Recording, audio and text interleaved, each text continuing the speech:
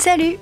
Je fais de la surenchère sur ma meilleure vidéo avec non plus 4 mais 5 fleurs pour débutants à l'aquarelle.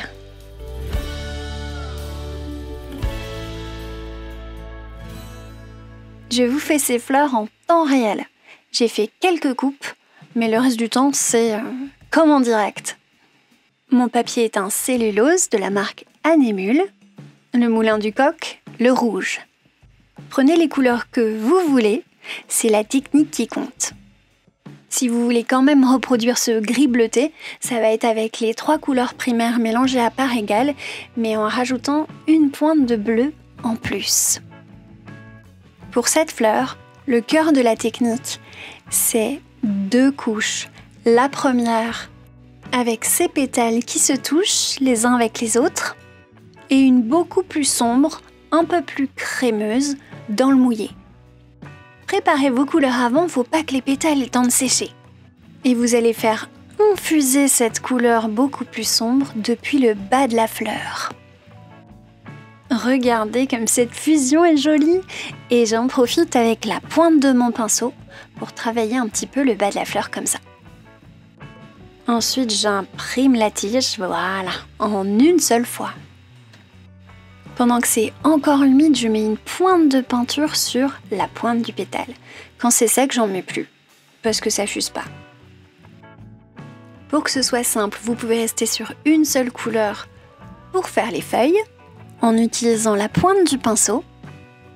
Et vous pouvez parfaitement vous arrêter ici, ça fait déjà vraiment des très très jolies fleurs.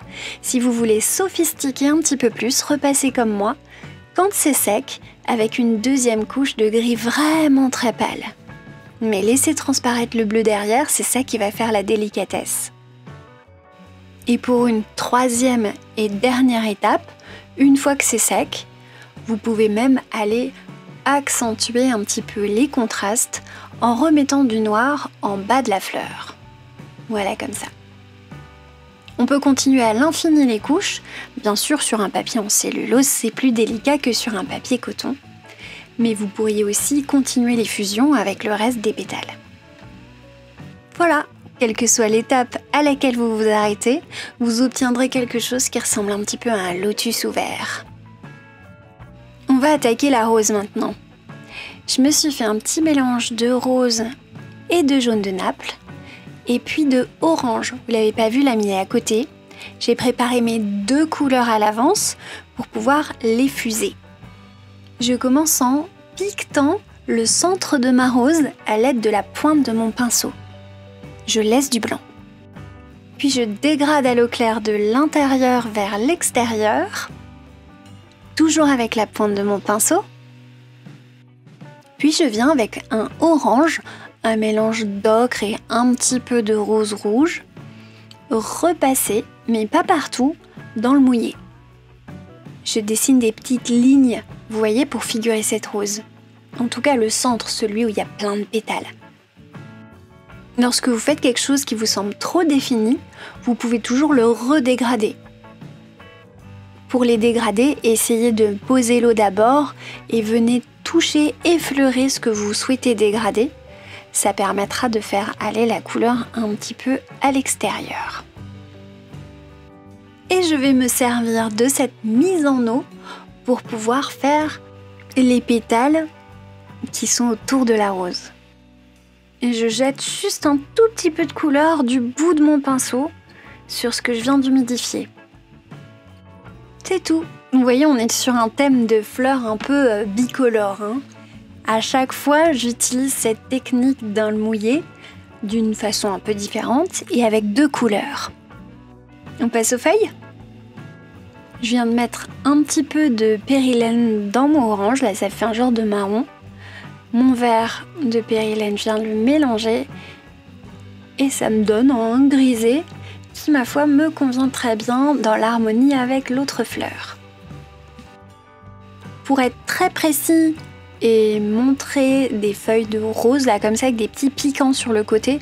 Je commence d'abord par ces petits piquants et puis je viens remplir la feuille. Mais pas toute la feuille, je laisse un petit peu de blanc. Ça suggère le milieu de la feuille comme si ça attirait de la lumière et je trouve ça très joli. j'en profite, j'en ai encore sur le pinceau, donc je prends juste un petit peu d'eau pour faire l'autre, ça fait une variation. Je trouve que le résultat de ma rose, il est pas mal comme ça, la fusion a bien rendu, donc je vais laisser ça comme ça, inutile d'en rajouter, hein. Des fois la simplicité a vraiment des vertus. Je profite de mon gris qui traîne sur ma palette papier pour pouvoir aller bricoler la couleur de la fleur suivante. Là normalement vous vous baladez hein, parce que le dessin c'est vraiment ultra simple. Je fais comme un dessin de feuille en fait, un peu rond comme ça.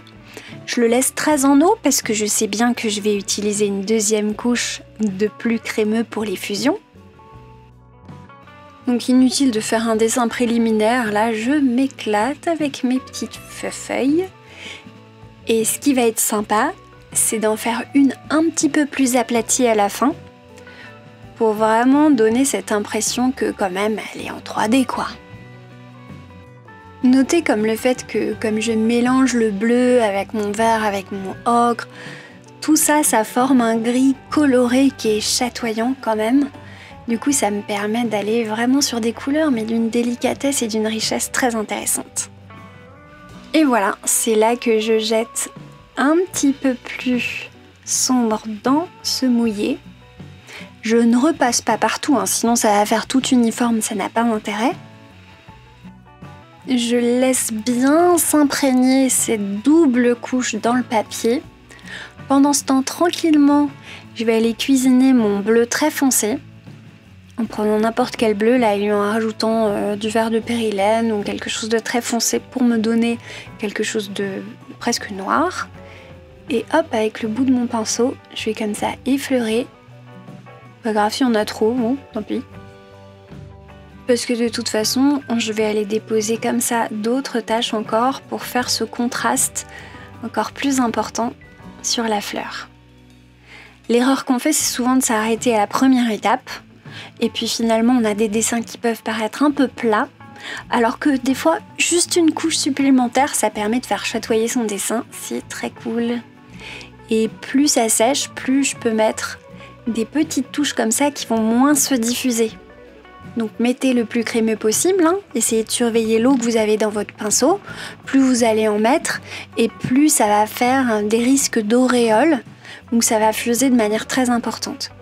Vous limitez l'eau dans votre pinceau, couleur bien crémeuse, surtout sur cette partie là sur la fin, sur les points de la fleur, et vous devriez vous en sortir avec quelque chose de très profond, puisqu'on a le bleu un peu plus foncé derrière, ça crée de la profondeur, et le bleu très très très foncé, le plus foncé, qui est sur les points qui jaillissent devant. Le reste est sur sec, rien de sorcier.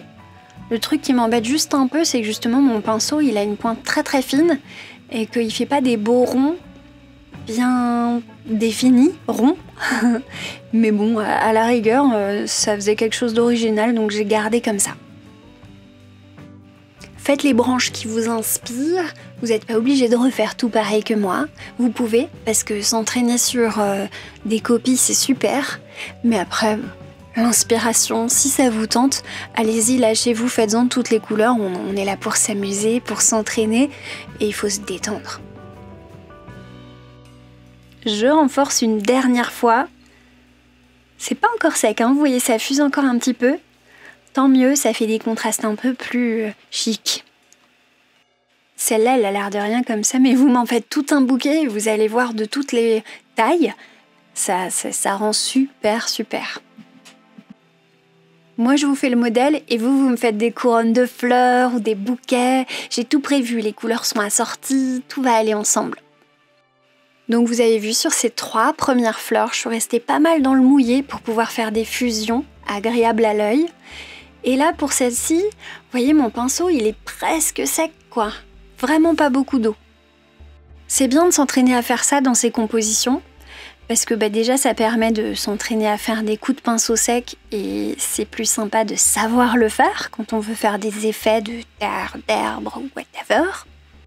Mais en plus, ça permet d'aller dans vraiment des choses très très contrastées et de se forcer à contraster le reste de son bouquet. Donc c'est important de savoir le faire. Ici, vous avez vu, c'est tout bête, hein. J'utilise la pointe de mon pinceau, mais je l'écrase un petit peu pour qu'elle donne quelque chose d'un peu rustique, là, comme ça, et pas des jolies fleurs avec des pétales pointus. Il n'y a plus qu'à les relier au final. Et là, pour le coup, j'utilise uniquement la pointe de mon pinceau. Pensez à varier leur taille et l'orientation de leurs pétales, et vous devriez vous en sortir. Ensuite, comme je suis très sec, je peux très rapidement faire la deuxième couche. Et ben vous voyez hein, la différence entre mouillé sur sec bien sûr. Quand c'est sur sec, ça fuse pas du tout. Et ça renforce et ça modernise un petit peu cette deuxième couche non fusée, notre groupe de fleurs. Je vais faire une petite aparté avant la 5e fleur qui va être en bas. Et je vais vous en faire 2 bonus. Ouais, il y avait un bonus caché dans la vidéo. Je vous les explique quand même. Juste avant, pendant que je commence cette espèce de lilas là, je vais vous parler de mon pinceau une petite seconde pour ceux qui veulent savoir. C'est un pinceau en poil naturel de Martre, Kolinsky. C'est un Isabey et la série c'est une spéciale 6227 avec un numéro 5. Donc ce petit lilas, c'est pas vraiment, ça doit pas être la star du tout du bouquet si vous faites un bouquet avec toutes ces fleurs. C'est vraiment quelque chose qui est un petit peu fait pour être en arrière-plan. Donc comment je l'ai fait? Eh bien j'ai fait plein de petits points gris, j'ai rajouté un petit peu d'eau, ça et là, et puis j'ai rajouté un petit peu de rose. Vraiment, mais absolument rien de sorcier. C'est fait pour pouvoir vous servir, encore une fois, vous en servir comme fond de bouquet. Donc deuxième fleur bonus, elle a rien de fou non plus, mais elle peut agrémenter un bouquet. Vous pouvez en faire plein des comme ça. C'est presque un peu comme la burgandie, la tout à gauche. Mais avec la technique des premières, c'est-à-dire que je reste en mouillé et puis je viens rajouter une couleur, mettre quelques gouttes au milieu de la fleur. Je vais revenir par la suite remettre de la couleur encore plus crémeuse pour que ça s'imprègne bien.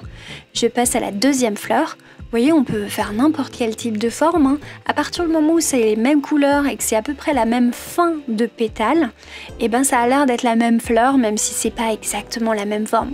Là vraiment, c'est 2 formes très éloignées. On a quasi l'impression qu'il y en a une qui est ouverte et fermée. Donc vous embêtez vraiment pas avec votre dessin. Là, quand vous rajoutez ce genre de petites fleurs, c'est pas très grave les formes. L'essentiel, c'est de maîtriser la technique, de laisser s'imprégner dans le papier.